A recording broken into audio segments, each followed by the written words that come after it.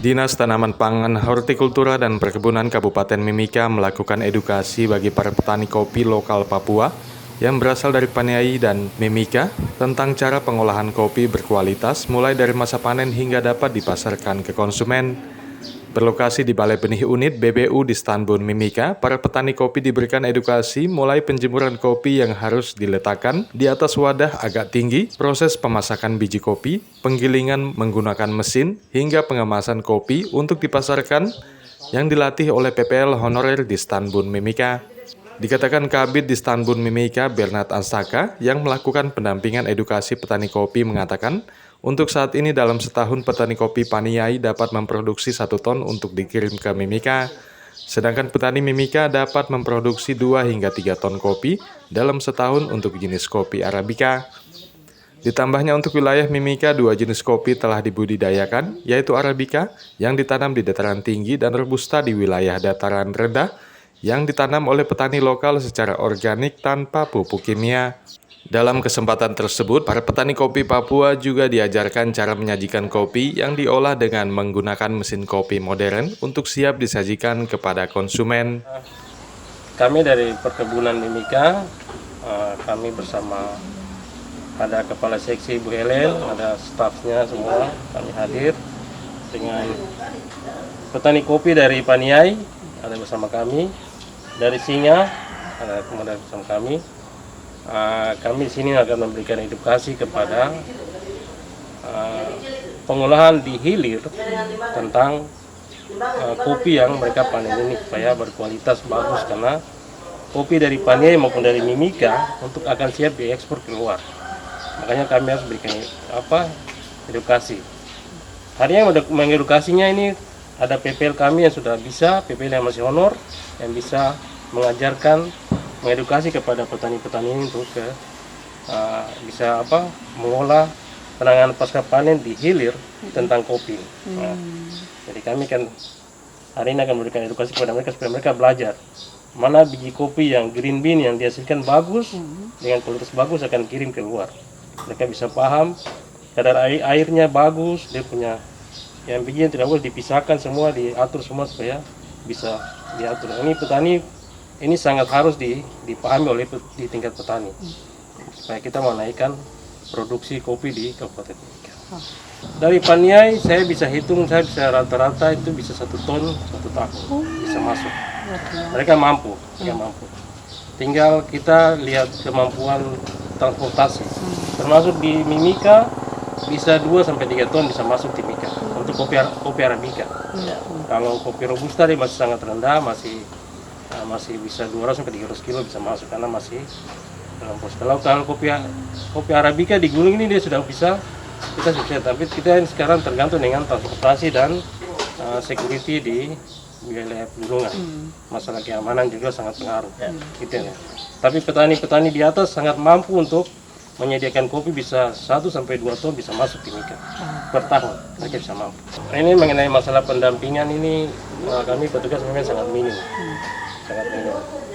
Ditambah dengan wilayah kabupaten yang luas, kami sangat kurang.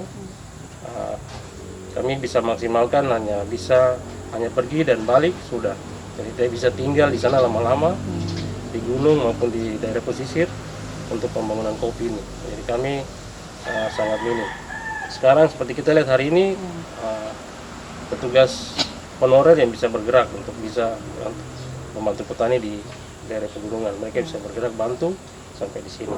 Petugas PPL yang honor ya, kami bergerak dari dinas untuk bisa bantu dorang. Nah, ini sangat dan pendampingan ini sangat penting buat petani kami. Kalau tidak, kita tidak akan bergerak maju.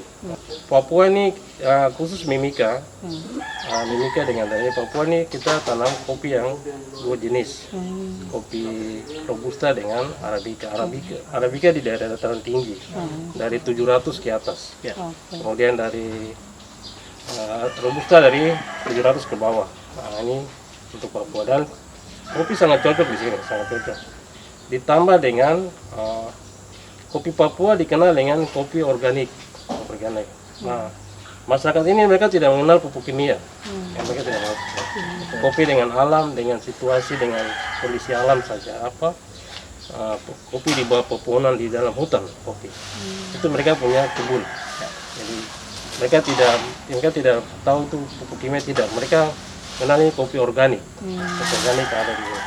Nah ini ya makanya kita bisa jadikan ini sebagai sampel ke depan, karena ada dari Badan Sertifikasi Dunia tentang organik kopi ini yang mulai melirik ke Papua. Karena di Papua yang bisa mendapatkan kopi organik. Tinggal kita bina saja pembinaan ini kepada mereka untuk bagaimana kebunnya diolah bagus, dari kebersihan semua diatur semua supaya jangan sampai tercemar oleh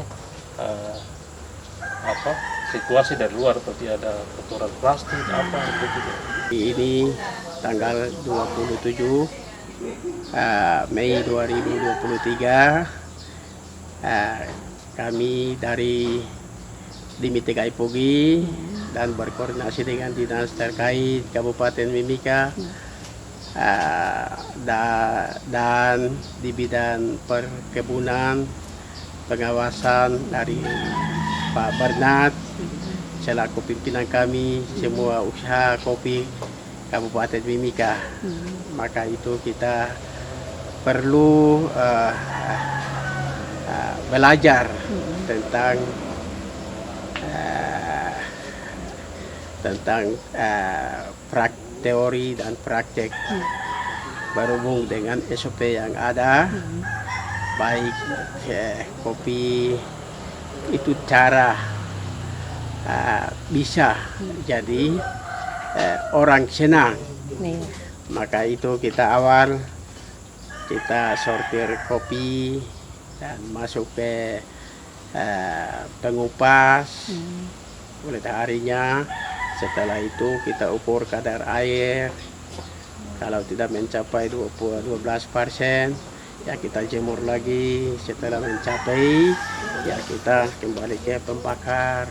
Pembakar selesai, ya masuk pada pengiringan. Baik, setelah itu pembungkus berbentuk biji kopi dan berbentuk bubuk, supaya kita memahami prosedur itu agar supaya ke depan bisa menjadi kemudi bagi Kabupaten Mimika. Kita berapa? 7 orang. Oke. 7 orang untuk praktek. Oke, 7 orang ini memang betul-betul ada dalam dunia perkebunan kopi ya? Iya. Oh, luar biasa. Yang di Kabupaten Mimika, bahkan Citajila dan Paniai kita terpusat di sini di bawah naungan Amoro. Oh, luar biasa. Ya, selama ini kita biasa bangga dan senang. Maka itu kita biasa promosi PON 2021 meraih dan semua merasa senang. Bahkan kita tim yang hadir pun juga semua senang. Oh, luar biasa. Jadi harapan kami kopi kita ini sudah sudah keluar, dan bahkan pemerintah di sini, bahkan pemerintah yang lain, tempat lain, agar mendukung bagi kita supaya kita juga petani yang benar-benar kerja. Tim Liputan Papua MCTV.